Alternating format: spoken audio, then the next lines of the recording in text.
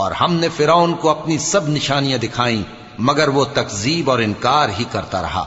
کہنے لگا کہ موسیٰ، کیا تم ہمارے پاس اس لیے آئے ہو کہ اپنے جادو کے زور سے ہمیں ہمارے ملک سے نکال دو؟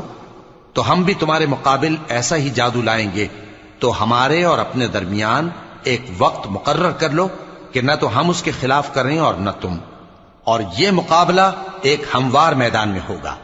موسیٰ نے کہا کہ آپ کے لیے یوم زینت کا وعدہ ہے، اور یہ کہ لوگ اس روز دن چڑھے اکٹھے ہو جائیں۔ تو فرعون لوٹ گیا اور اپنے سامان جمع کر کے پھر آیا۔ موسیٰ نے ان جادوگروں سے کہا کہ یہ تمہاری بربادی ہوگی، اللہ پر جھوٹ نہ باندھو، وہ تمہیں عذاب سے فنا کر دے گا، اور جس نے جھوٹ باندھا وہ نامراد رہا۔